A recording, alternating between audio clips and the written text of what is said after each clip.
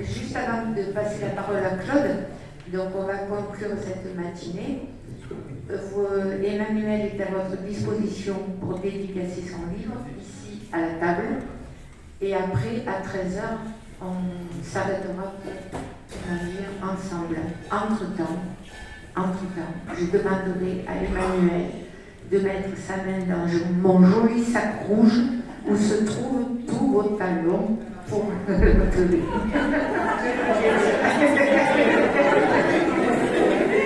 La parole à Claude. Moi, je ne sais pas si j'accepterai.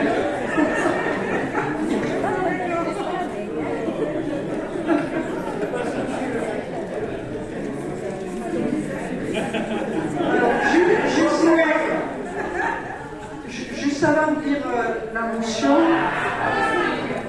donc vous allez encore patienter quelques minutes. Quelques mots, non pas pour conclure, pour ce redire, ce qui a déjà été d'ailleurs dit par un certain nombre d'entre vous. Aujourd'hui, c'est un vrai défi.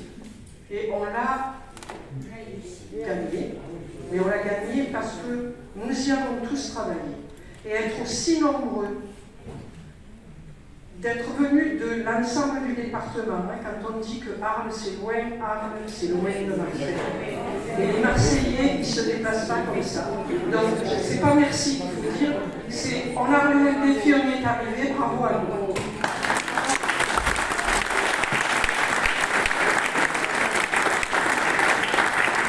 Nous tenons à dire combien cette initiative, on peut déjà l'affirmer, même s'il reste encore quelques trucs à faire ensemble, nous enrichit et de manière intergénérationnelle.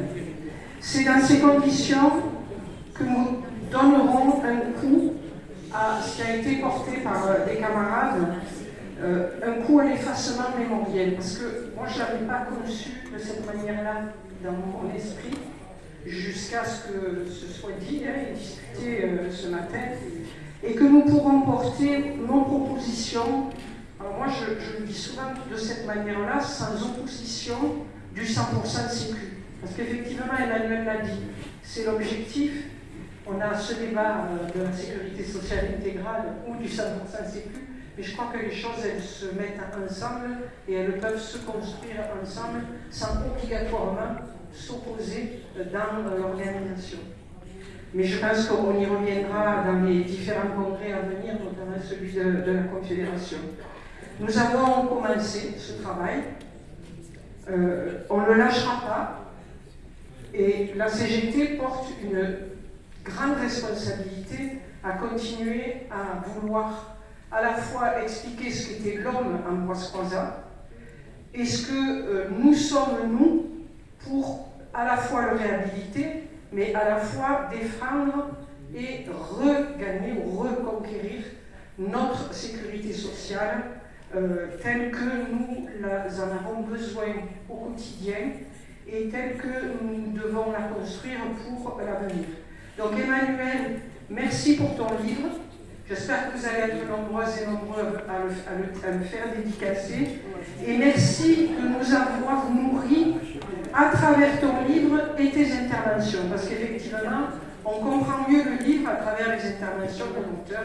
Donc merci, parce qu'avant d'être journaliste, après ou avec, ou en même temps d'être journaliste, tu es aussi un écrivain, puisque tu n'en es pas ton premier livre. Donc je saute à la suite. À chaque fois que des organisations viennent dans les locaux, on demande à ces organisations de produire des motions. Donc là, c'est une motion qu'on vous propose d'envoyer au maire d'Arles, dont nous serons tous les porteurs, qui est co-signée par Marc Pietrosino pour la CGT des Bouches-du-Rhône et par l'USR 13, évidemment. Donc je vous lis ce qu'on écrit au maire. Monsieur le maire, vous avez dénoncé la convention d'occupation des locaux de la Bourse du Travail par l'Union locale des syndicats CGT d'Arles, présente dans ces murs depuis 1900, soit 125 ans, bientôt 126.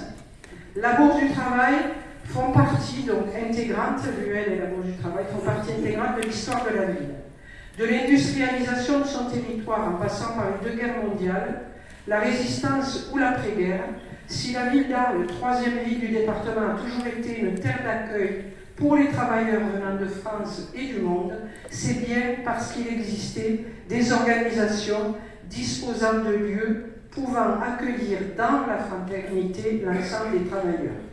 Les salariés profitent de cet outil qu'est l'Union locale des syndicats CGT d'Arles, indissociable de la Bourse du travail, pour s'informer, organiser leur lutte, des réunions avec d'autres cadres syndicaux, assister à des formations, venir chercher des informations et du matériel syndical, organiser, assister à des conférences, à des initiatives culturelles, également ouvertes à tous les Arlésiens. De nombreuses organisations CGT du département utilisent également les locaux de l'Union locale d'Arles afin d'y mener leur activité syndicale. C'est le cas du comité régional CGT PACA, des syndicats départementaux et régionaux d'actifs et de retraités, de l'Union départementale et d'autres unions locales CGT. Le choix que vous faites, monsieur le maire, en voulant installer l'Office du tourisme dans les locaux de l'Union locale des syndicats CGT d'Arles à la Bourse du travail, priverait les salariés d'un lieu où quotidiennement ils se présentent pour défendre leurs droits, entravant également l'activité CGT du département. Sa mission d'intérêt général.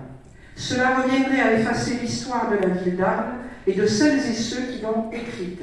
Cela reviendrait également à priver dans le futur les habitants d'Arles d'un outil d'autant plus pertinent à l'heure du morcellement et de la complexification du monde du travail. L'Union départementale CGT des Bouches-du-Rhône, l'Union syndicale des retraités CGT du département vous demande solennellement, monsieur le maire, de renoncer à votre projet afin que l'Union locale des syndicats CGT d'Arles, représentation locale de la Confédération générale du travail, poursuive son activité syndicale en direction des salariés, retraités et privés d'emploi dans les locaux qu'elle occupe à la Bourse du travail. Voilà, et je tenais à remercier le travail de Nicole de Dieu, sans qui la motion n'aurait pas pu être réalisée. Donc, on l'enverra évidemment.